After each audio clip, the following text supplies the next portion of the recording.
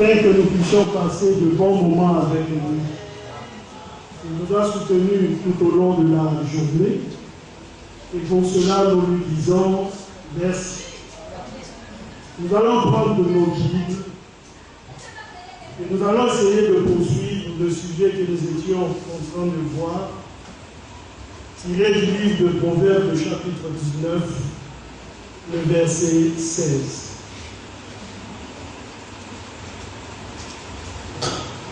Le frère va m'aider à faire la lecture. Proverbe 19, verset 16.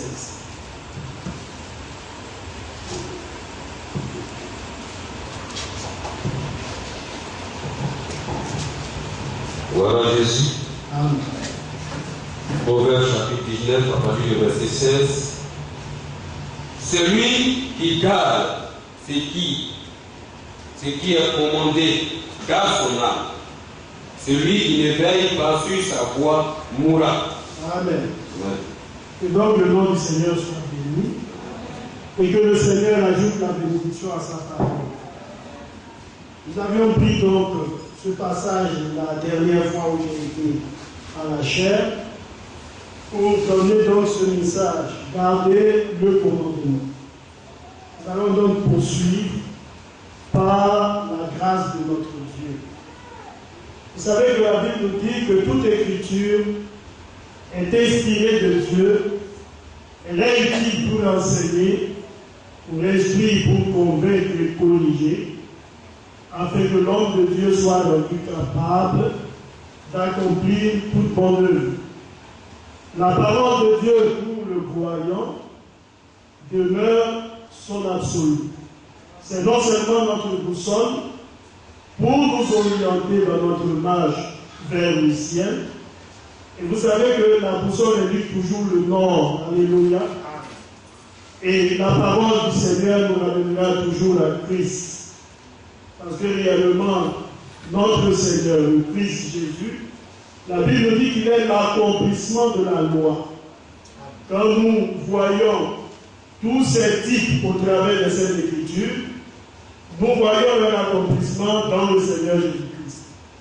Vous savez, longtemps à l'avance, le Seigneur avait inspiré son prophète Moïse, et Moïse avait donné le sacrifice. Vous lisez le livre de Lévitique, vous verrez à l'intérieur, il est parlé du sacrifice de culpabilité, alléluia, du sacrifice d'expiation, du sacrifice d'action de grâce. Et toutes ces choses-là n'étaient rien d'autre que des images. C'était des ombres, alléluia. Et la Bible nous dit que c'est en Jésus-Christ que nous trouvons leur accomplissement. Alléluia. C'est vrai, frère. Notre Seigneur, il est bon pour nous. Et lorsqu'il nous donne sa parole, c'est pour faire de nous des hommes meilleurs, de bons croyants, des personnes qui croient en son nom et qui marchent conséquemment vers le ciel. Alors la Bible nous dit dans le livre de Proverbes, celui qui garde ce qui est commandé garde son âme. Et la dernière fois, nous avons dit, il existe plusieurs versions de cette écriture. Dans la version d'Arbi, il est dit, celui qui garde le commandement. Alléluia. Dans la version du second, on dit celui qui garde ce qui est commandé. Il n'y a pas d'opposition, mais tout simplement, c'est la même chose. Alléluia. Celui qui garde ce qui est commandé, or ce qui est commandé vient du commandement. Alléluia. Alors il garde son âme. Et nous avons dit qu'est-ce que le commandement? Parce que lorsque nous nous référons aux Saintes Écritures, nous voyons qu'il existe plusieurs commandements. Quand nous voyons au travers du livre d'Exode, lorsque le Seigneur fait sortir le peuple d'Israël, il lui donne ce que nous connaissons tous comme étant les 10 commandements. Alléluia. Oui, bien aimé. Alors, qu'est-ce que le commandement a fait? Alléluia. Oui, bien aimé. Alors, nous allons lire dans le livre de Deutéronome.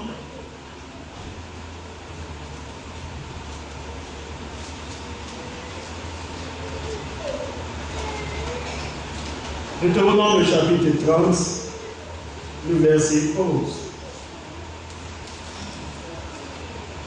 Vous savez, dans le livre, je crois, de Timothée, il est dit toute écriture. Quand vous allez lire certaines versions, là il est dit toute, dans d'autres côtés, on dit toute écriture. Alléluia. Et certaines versions disent toute l'écriture. Alléluia.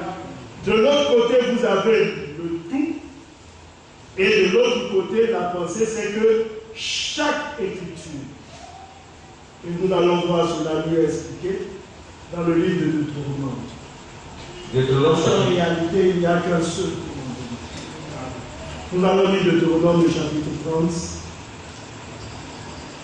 le verset 11. Ce commandement que je t'ai prescrit aujourd'hui n'est certainement point au-dessus de tes forces et hors de ta portée. Alléluia. Il dit ce commandement que je te prescris aujourd'hui n'est certainement point au-dessus de tes forces et hors de ta portée. Mais quel est donc ce commandement? Alléluia. Et on continue, la Bible nous dit, il n'est pas dans le ciel pour que tu dises, qui montera pour nous au ciel et ira nous le chercher. Alléluia. Nous avons dit que les hommes sur la terre n'auront aucune excuse devant le Seigneur. Vous savez, quand c'est quelquefois nous marchons, nous trouvons toujours des excuses à notre travers. Quand on fait une chose, on dit, c'est parce qu'il y avait ceci, que telle chose a été faite. Mais que ces choses-là tiennent devant le Seigneur. Non, bien aimé.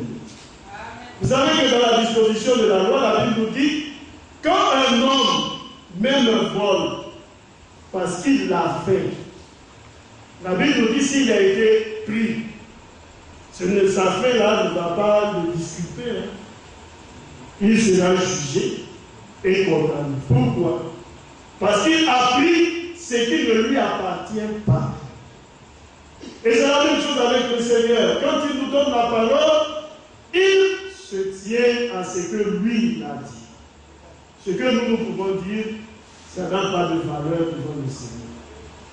Est-ce que nous comprenons, frère? Samuel, pour ne pas dire Saül, il s'est levé, il a allé faire le sacrifice. Pourquoi? Le motif, c'était que Saül tardait. Alléluia. Samuel tardait plutôt. Quand il a fini de faire le sacrifice, alors Samuel s'est présenté. La chose a été faite. N'est-ce pas? Et alors, est-ce que ce motif-là, il était valable devant le Seigneur? Il n'était pas valable. Alléluia. Le Seigneur tient toujours compte de ce que lui nous dit. Pas de ce que nous pensons. Ce qu'il dit, c'est ce qui est juste et c'est ce qui est valable. Pour vous et pour vous. Alléluia. Alors la Bible nous dit, il n'est pas dans le ciel pour que tu dises qui montera pour nous au ciel et il ira nous le chercher.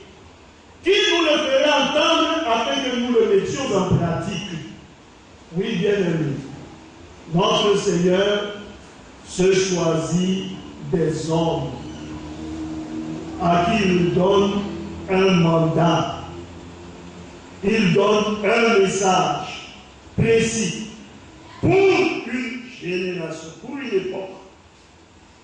Alléluia. Et les hommes peuvent fermer leur voix à la voix du Seigneur ou leur oreille à la voix du Seigneur.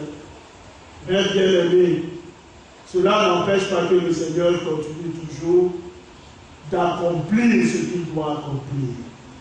Vous savez, dans le livre d'Hébreux, la Bible nous dit, aujourd'hui, si vous entendez sa voix, n'endurcissez pas votre cœur.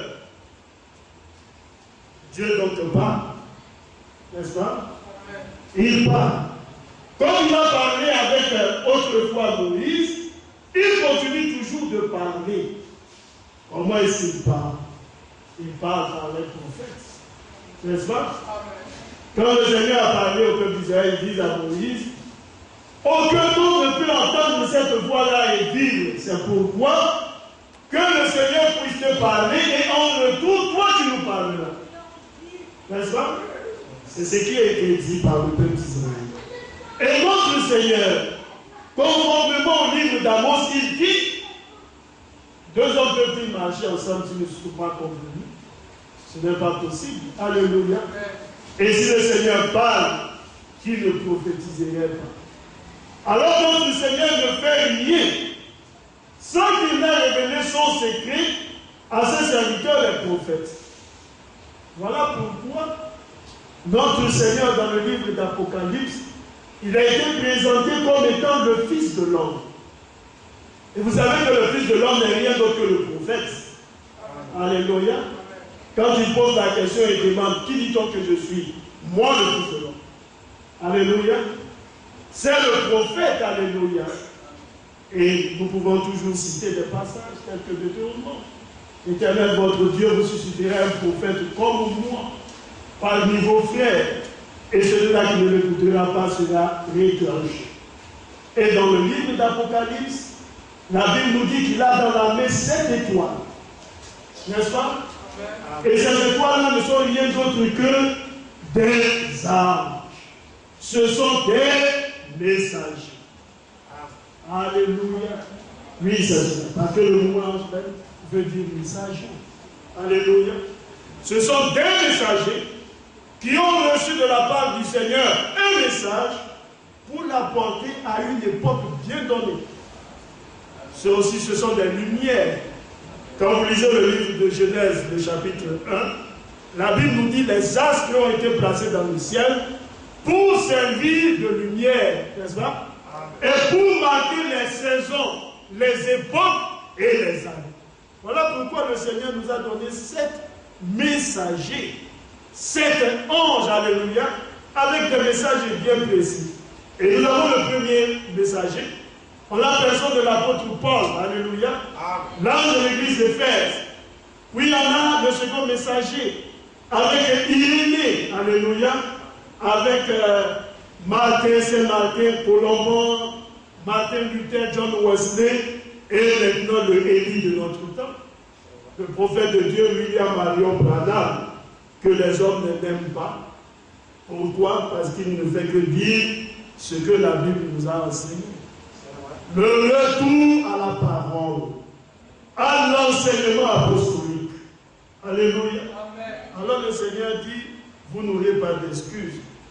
On ne dira pas la parole de Dieu a été au ciel, comme nous ne pouvons pas monter, alors on n'a pas pu avoir connaissance. Non. Parce qu'il nous a suscité des prophètes pour nous faire entendre sa parole, pour nous révéler ce qui était caché, ce qui était enfoui. Et ce sont ces choses-là qui sont maintenant apportées du haut de la chair par les ministères de la parole. Selon le livre d'Éphésiens, le chapitre 4, et étant monté, il a fait des dons aux hommes. La Bible nous dit qu'il a d'abord suscité des apôtres, et en second, des prophètes, des évangélistes, des pasteurs et des docteurs, pour le perfectionnement de son corps à lui. Alléluia. Bien-aimés, pour nous, croyants, les réunions d'édification, que sont les réunions de mercredi, ceux de vendredi et du dimanche, sont importants. Il y en a que les réunions, dont les réunions de dimanche sont importantes, que toutes les autres réunions de la semaine. Ça, ce sont des avis personnels. Mais pour nous, tous les jours de culte sont importants. Parce que ce sont ces jours-là où l'édification est apportée, où la parole du Seigneur est apportée du haut de la chair, afin d'instruire le peuple de Dieu. Si vous lisez toujours le livre d'Éphésiens, le chapitre 4, la Bible nous dit que ces ministères-là ont été donnés pour le perfectionnement des saints, pour nous amener à avoir une seule foi, à parvenir à la connaissance du Fils de Dieu. Et la Bible continue pour dire, ainsi donc nous ne serons plus des enfants, flottants et emportés à tout vent de doctrine, dans le moyen de séduction des hommes. Nous serons des hommes faits, des hommes accomplis. Et c'est cela, frère. Quand un bien-aimé frère vient, une sœur vient, qu'elle se dispose à écouter la parole du Seigneur, avec un cœur honnête et bon, la Bible nous dit qu'il finit par comprendre la parole. Le diable ne peut pas venir lui ôter ce qui a été sémé dans le cœur. Alléluia. Ce n'est plus un roseau agité à tout vent de doctrine, frère. Quand un homme vient et qu'il parle, il écoute. Et quand il finit d'écouter, Dieu lui donne le discernement pour reconnaître que telle chose est vraie ou est fausse. Et c'est cela. Quand vous lisez, vous voyez la statue de l'homme parfait, vous voyez que la première étape, c'est la foi. Après la foi, c'est quoi? La connaissance. Or, la vertu plutôt. Et après la vertu, la connaissance. Or, à l'intérieur de la connaissance se trouve le discernement. Si vous connaissez, alors vous serez capable d'apprécier les choses de la bonne manière. Le livre de 1 Jean, le chapitre 4, nous dit, n'ajoutez pas foi à tout esprit, mais éprouvez-le pour voir s'il vient de Dieu. Mais comment on peut éprouver? Si on ne connaît pas, on n'éprouve pas. Mais quand on a connaissance, c'est en ce moment qu'on peut éprouver. Quand on est un enfant, comme Paul l'a dit, quand on est un enfant, on mange ce qui est, pour ne pas dire qu'on boit le lait. Il dit la nourriture solide est pour celui-là qui a les sens qui ont été aiguisés au discernement. Il peut manger ce qui est solide. Il peut discerner. Quand on dit qu'on lui apporte une doctrine, il écoute, il analyse et il dit, le Seigneur a-t-il dit la chose de cette manière? C'est ce que la Bible nous enseigne. Vous savez, pour certaines personnes, on dit non, quand une chose a été apportée, excusez-moi du terme, même avec le prophète, on dit, il faut croire tout simplement. Bien-aimé, il faut comprendre. Parce qu'une chose est de dire, amen, et puis on avance, mais quand on te pose la question, comment est-ce qu'on explique ça? Il faut arriver à comprendre. Il y a certaines choses dont dans le message, on peut dire oui, on avance, mais quand tu te retrouves devant un dénominationnel, ce n'est pas la même chose. Parce que lui, déjà, il ne croit pas que le prophète soit le prophète du temps de l'Afrique. Il faut lui trouver les choses à partir des Saintes Écritures. Les frères de Béret, Paul était le premier messager. Et ça, nous le croyons. Mais les frères de Béret, lorsque l'apôtre Paul entrait et qu'il prêchait la parole, la Bible nous dit que les frères de Béret analysaient les Écritures. Ce que Paul disait, et nous aujourd'hui on a le Nouveau Testament, et ils n'avaient pas ce qu'on appelle le Nouveau Testament, hein. Ils avaient seulement la loi et les prophètes.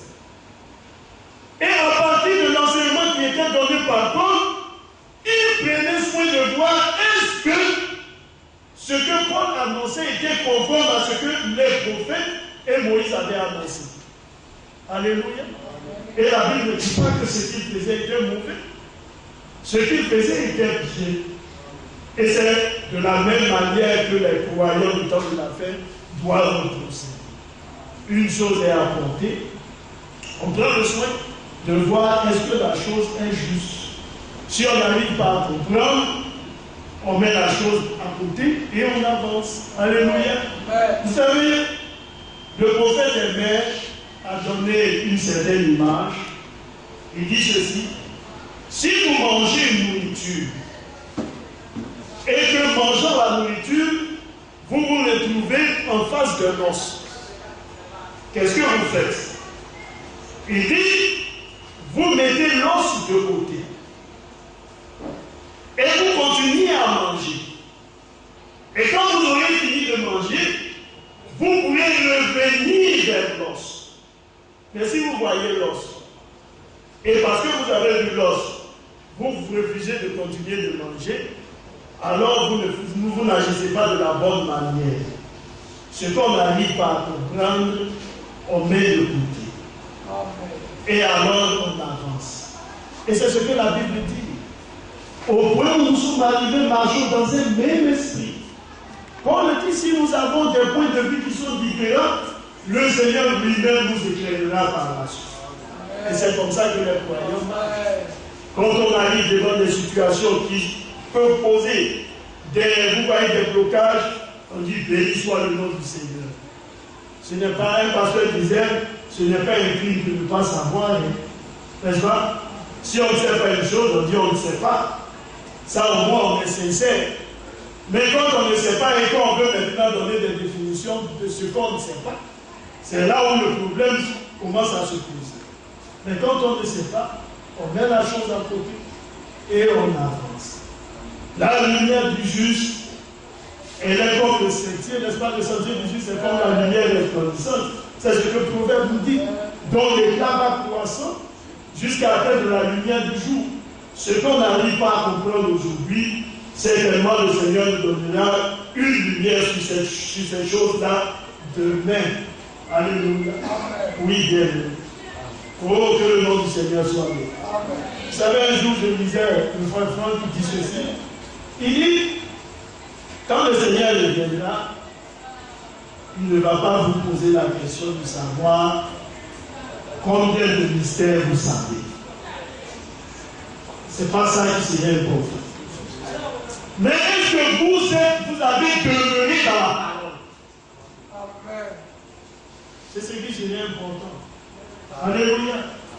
Regardez comment Paul a défini l'amour. Il dit, lorsque j'aurai quoi? La science de tous les mystères. Mais ici, je n'ai pas l'amour. Je ne suis rien. Donc on peut connaître, on ne dit pas que le fait de connaître est mauvais, c'est bien. Mais on peut connaître et être en disant, frère, vous pouvez trouver un frère, la vie frère, question mariage et divorce, il commence. Frère, qu'est-ce que les sauts? Il commence. Frère, est-ce que les tonnerres sont révélés? Il commence. Mais lui-même ne se tient pas dans l'écriture. Alléluia. Il peut bien connaître, mais ne pas être à l'intérieur. Et ça, le prophète aimé à dire, c'est le fait de sympathiser. On reconnaît qu'une chose est vraie, mais on ne demeure pas à l'intérieur de la chose. Alors on est quoi? Et sympathise. Alléluia. Oui, frère. Regardez comment est-ce que l'apôtre Paul a parlé du diable. Il dit, tu crois, Paul ou Pierre, il dit, tu crois que Dieu existe, tu fais bien. Mais laisse-moi te dire que le diable aussi, il croit et il tremble. Alléluia. C'est la même chose, frère. Dieu existe. Est-ce que c'est mauvais? Ce n'est pas mauvais. Mais si tu t'arrêtes à ce stade-là, sache que le diable aussi fait la même chose. Il ne doute pas que Dieu existe. Il croit que Dieu existe. Et il tremble. Mais à la différence des croyants, c'est que le diable ne se tient pas dans les Écritures. Et ça, c'est ce que la Bible dit. C'est pourquoi la Bible l'a appelé le père du mensonge. Il n'est jamais à l'intérieur. Quand on lui pose la question sur le Seigneur, qu'est-ce qu'il dit? Lors de la tentation. Il dit, si tu es le Fils de Dieu, c'est pas ça? Transforme ces pierres-là. Oui, c'est ça, c'est pierre. Jésus lui dit, il est écrit, l'homme ne vivra pas de pain seulement, mais de toute parole qui sort de la bouche de Dieu. Alléluia. Et c'est comme ça que le diable procède. Il ne se tient pas à l'intérieur. Alléluia. Et quand il continue, il dit, mais il le place quelque part et dit, chez toi, car il est écrit. Et le diable, il sait citer les Écritures. Et c'est écrit. Il donnera des ordres à ton sujet aux aux anges et te porteront sur leurs ailes de peur que ton pied ne lève ton pied. Et Jésus lui dit, il est aussi écrit. Alléluia. Oui, bien aimé. Pour la troisième fois, il lui dit encore, si tu te prosternes et tu m'adores, je te donne tous les richesses de la terre. Et Jésus lui dit, arrière de moi Satan.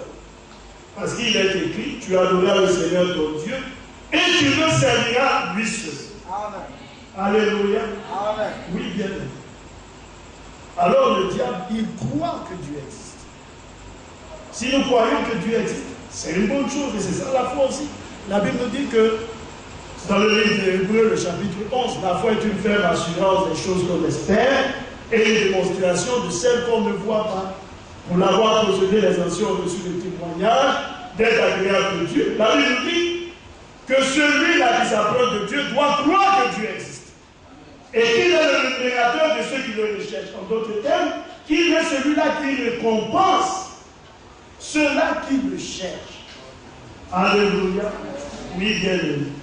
Alors pour nous, croire que Dieu existe, ou pour le véritable croyant, c'est placer toute sa confiance en Dieu. Lui faire entièrement confiance et demeurer dans ce que lui nous a dit. Alléluia. Oui, bien aimé. Alors la Bible nous dit, nous n'aurons pas d'excuses. Il dit qui nous le fera entendre afin que nous le mettions en pratique. Nous avons eu un prophète pour nous ouvrir les yeux. C'est pas ça? Amen. Le Seigneur dit en Apocalypse, je te conseille d'acheter de moi du collier loin de tes yeux afin que tu voies et que la honte de ta nudité ne paraisse pas. Et pour cela, Dieu nous a envoyé un prophète. Pour nous ouvrir les yeux. Pour revenir à l'enseignement authentique. Alléluia. C'est ce que la Bible nous enseigne.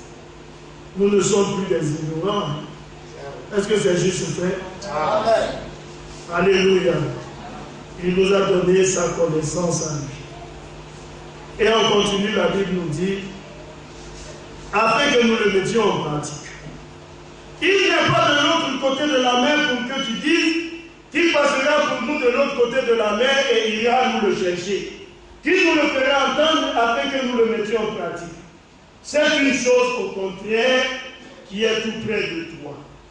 Dans ta bouche et dans ton cœur, afin que tu la mettes en pratique.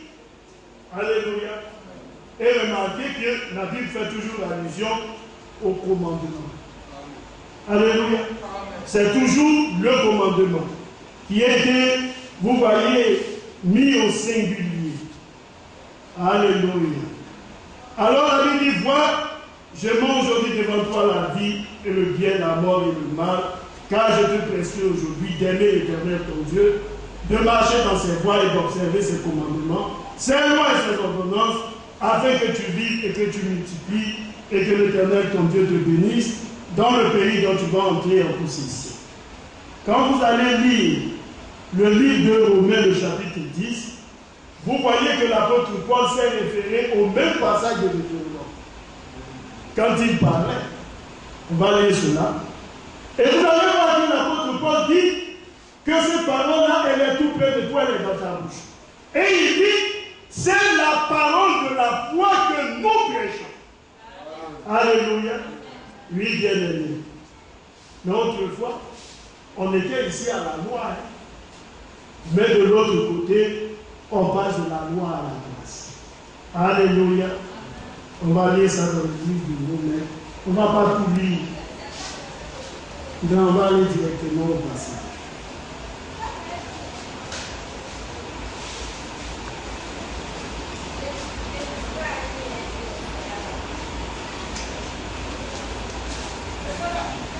On va lire la partie du verset 6. Je lis. Mais voici comment parle la justice qui vient de la foi. Alléluia. Quand vous allez lire plus haut, il va parler de la loi. Celui qui mettra ces choses vivra par elle. Alléluia. Mais Israël n'a pas pu marcher à l'intérieur. Est-ce que c'est vrai, frère? Quand Dieu a donné la loi à Moïse. Moïse est descendu. Quand il a vu le peuple dans la confusion, la Bible nous dit qu'il a brisé les tables, les deux pierres. Et le Seigneur a, après, refait ces pierres-là, il a donné à Moïse pour le peuple d'Israël.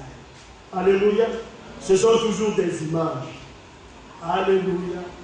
Parce qu'Israël n'allait pas persévérer dans la loi et le Seigneur allait établir une alliance.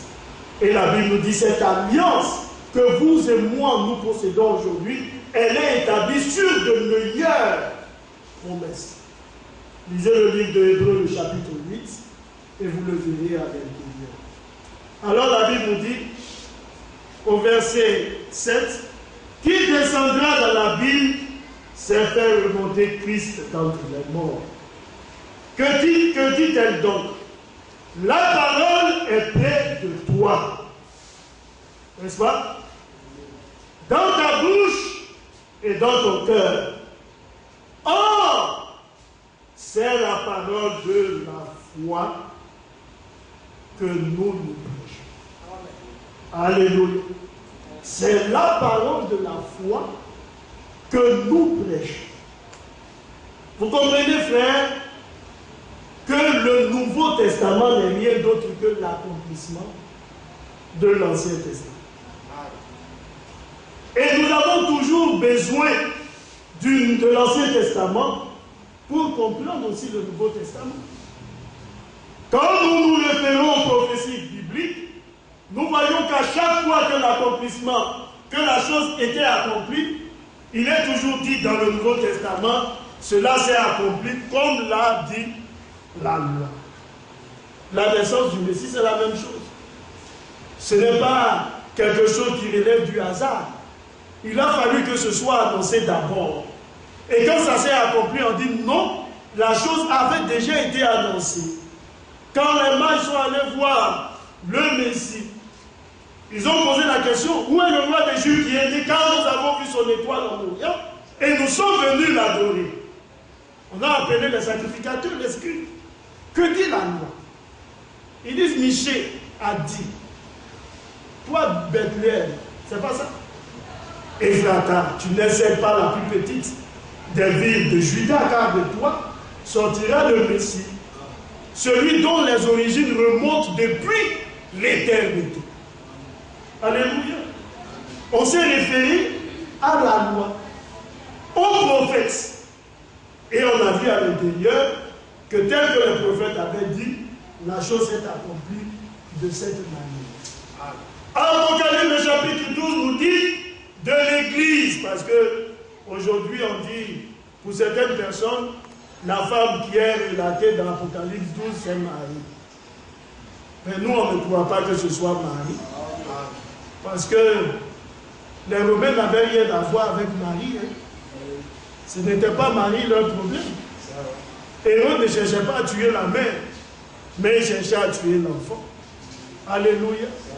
Oui, bien aimé. C'est ce que la Bible nous enseigne. Elle était dans la douleur de l'enfantement. Et elle a mis au monde un fils mâle, n'est-ce pas? Celui qui doit paître toutes les nations. Et le fils mâle là, il a été enlevé. Et après, la colère du dragon s'est dirigée contre la femme et après la postérité. C'est ça, le reste de la postérité de la femme. Alléluia. Ça n'a rien à voir avec Marie, mais il s'agit tout simplement de l'Église du Seigneur qui, dans la prophétie, a toujours été représentée par une femme. C'est ce que la Bible dit. Alléluia. Et les saints seront enlevés. Ça, c'est ce que la Bible nous dit. Nous attendons tous l'enlèvement. N'est-ce pas? Les morts en Christ ressusciteront. Et ceux qui sont vivants, la Bible nous dit, nous serons tous changés en un clin d'œil. Et nous irons à la rencontre du Seigneur dans les airs. C'est ce que la Bible nous enseigne. Alléluia. Quand Jésus a été mis crucifié, les Romains ne se sont plus attaqués à Marie. Marie, ça, c'était rien pour eux. Ce que le diable voulait détruire, c'était le Messie. Pour ne pas dire celui qu'il voulait atteindre, c'est le Messie. Pas Marie, ni même Joseph. ça ne les intéressait pas. N'est-ce pas? La preuve, c'est que lorsque Hérode a su que les mages n'avaient pas respecté ce qu'il a dit, il a demandé à ce que soient mis à mort qui? Tous les enfants d'un certain âge. La Bible n'a jamais dit les enfants et les mamans. Non. Mais seulement les enfants. Alléluia. La parole de Dieu, elle est claire à ce sujet. Alors c'est la parole de Dieu. Ce que nous aujourd'hui nous avons. Vous comprenez, frère, que nous sommes aujourd'hui des privilégiés. Comparés à ceux qui ont vécu dans la loi. N'est-ce pas? Oui, bien aimé. Nous sommes des privilégiés. Autrefois, ils avaient entendu dire qu'un Messie allait venir. Mais nous sommes de ce temps-là. Parce que le Messie est venu il y a maintenant près de 2000 ans. Les prophètes et autres, remarquez dans le livre de Éphésiens 3, la Bible nous dit ce mystère, il avait été annoncé autrefois, mais il n'avait pas été manifesté. C'est maintenant qu'il est manifesté. Alléluia. Frère, c'est un privilège que nous avons. C'est pourquoi Éphésiens 2 nous dit, nous étions étrangers aux promesses des alliances. Nous étions sans droit de cité en Israël. N'est-ce pas? Mais le Seigneur a pris le soin de briser ce mur de séparation. Et il n'a pu considérer le fait qu'il y ait ici des Juifs et des Grecs. Il dit, vous allez maintenant former un seul peuple. Est-ce que ça, c'est pas merveilleux? Oui, bien aimé. Alors la Bible dit, vous et moi, nous sommes maintenant concitoyens des saints.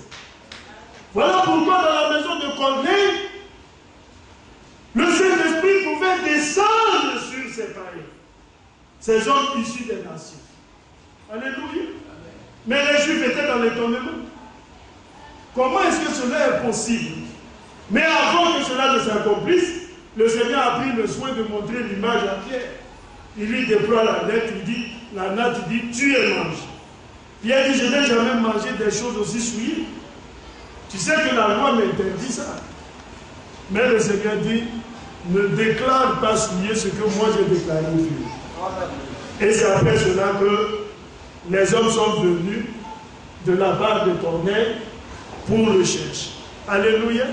Et lorsqu'il prêchait, la Bible nous dit alors qu'ils écoutaient, avec un cœur disposé, le Saint-Esprit est descendu sur ceux qui étaient là. Alléluia.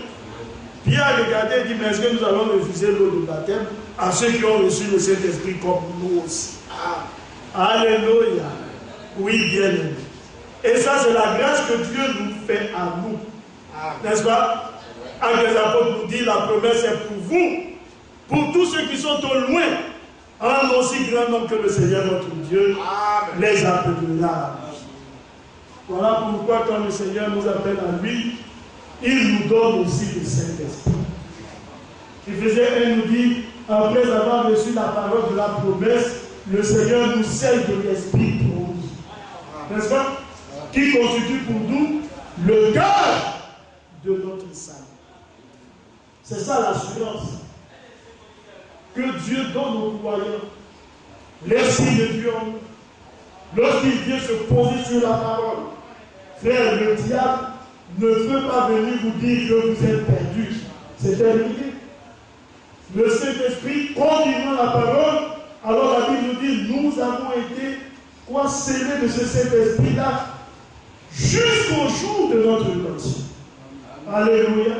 Alors vous avez l'assurance dans votre cœur. Est-ce que c'est juste? C'est ce que Romains nous enseigne. Si l'esprit de celui qui a ressuscité Jésus-Christ d'entre les morts habite en vous, il donnera la vie à vos corps mortels. Et Paul continue pour dire, celui-là qui n'a pas l'esprit de Dieu ne lui appartient pas. Pourquoi? Parce que le Saint-Esprit vient et rend témoignage à notre esprit que nous sommes enfants de Dieu. Alléluia. Et là, ce n'est pas un Dieu qui vous donne l'assurance, mais c'est Dieu lui-même, au moyen de son esprit, qui vous donne l'assurance. On ne dira pas, frère, tu es perdu, tu es sauvé. Mais à l'intérieur de ton cœur, tu as la conviction du salut. Alléluia. Tu le sais à l'intérieur de ton cœur. Tu as l'assurance. Oh, que le nom du Seigneur soit béni. Alors, quand nous gardons le commandement, la Bible nous dit nous gardons notre âme. En d'autres termes, mépriser le commandement, c'est aussi le fait de mépriser son âme. Quand on va dire à quelqu'un, mais est-ce que tu aimes ton âme? Il va dire tout de suite, oui, j'aime mon âme. Mais Dieu dit, cela est lié au fait de garder le commandement. Si tu ne gardes pas, c'est que tu n'aimes pas ton âme. Alléluia. Est-ce que c'est juste? C'est la même chose, frère. Quand la Bible parle des relations entre un homme et sa femme. Alléluia. On va demander à un homme, est-ce que tu aimes ta femme? Il dit, oui, j'aime ma femme. Mais c'est lui qui lui donne toujours les coups de poing. Est-ce qu'il aime sa femme? Éphésiens 5 nous dit, c'est pas possible. Jamais personne n'a haï sa propre chair. Mais au contraire, il l'a chérie. Comment un frère peut taper sur sa femme alors que la Bible nous dit que sa femme c'est son corps? Et quand on lui demande, il dit, oui, j'aime ma femme. Tu n'aimes pas ta femme. Si tu l'aimais, tu ne lui donnerais pas ces coups-là. Ça, c'est ce que la Bible nous enseigne. Alléluia. On peut donner une correction à son enfant. C'est ce que le Proverbe nous dit. Mais la Bible ne dit pas de donner des corrections à nos épouses. Ça, c'est quelque chose qui est carrément déconseillé. Alléluia. Oui, bien aimé. Et vous savez, quelquefois, ces choses-là où il y a des crises dans le foyer qui sont dues aussi à ces choses. Quand papa tape maman et que le petit enfant il observe toutes ces choses, les psychologues vous diront que plus tard cet enfant-là sera amené à reproduire la même chose avec celle-là qui sera son épouse. Pourquoi? Parce qu'il a pris le soin de toujours voir son père battre sa mère. Mais ça crée aussi une confusion dans la maison. Parce que l'enfant, à la fin, il n'aura plus de considération de, vous voyez, une crainte, je ne dis pas une peur, hein, mais craindre l'autorité de la mère. Parce qu'à la fin, maman ne représente rien. Comme papa le bat, il la bat aussi. Mais ça n'est pas ainsi l'attitude des croyants. Alléluia.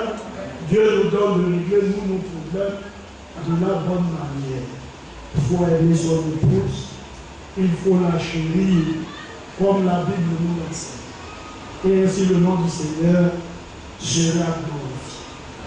Alléluia. Oui, bien aimé. Et quand le Seigneur nous dit ces choses-là, c'est pour notre bien. Alléluia. Vous voyez, si vous arrivez à convaincre votre femme, vous aurez gagné. N'est-ce pas? Mais si vous voulez arriver à vaincre votre femme, alors là, ça devient un problème. Il faut convaincre. Mais il ne faut pas chercher à vaincre. Quand on convainc, c'est ce qui... Regardez le Seigneur. Quand il nous donne le Saint-Esprit, il dit quoi? Le Saint-Esprit ne vient pas pour nous vaincre. N'est-ce pas? La Bible nous dit, il convainc nos cœurs. C'est pas ça? De péché, de justice et de jugement. De sorte à ce que, épousant la nature de Christ, ça devient maintenant un fait normal pour nous d'obéir à la parole. N'est-ce pas? Est-ce que c'est juste, frère? Un frère ne ment plus parce que la parole de Dieu dans son cœur le convainc à ne pas mentir. N'est-ce pas? Mais il ne ment pas parce que s'il le mentait, on va le sanctionner. Non. Mais la parole en lui le convainc et lui dit, c'est ainsi qu'étant croyant, il doit marcher. Celui qui est né de Dieu, n'est-ce pas? C'est une naissance. Il ne pratique pas le péché parce que la sémence de Dieu habite en lui et il ne peut pécher. Alléluia. C'est ainsi que nous devrions marcher. Alors la Bible nous dit, si nous ne veillons pas sur nos voies, qu'est-ce que nous ferons? Le Proverbe nous dit que le nom du Seigneur soit béni.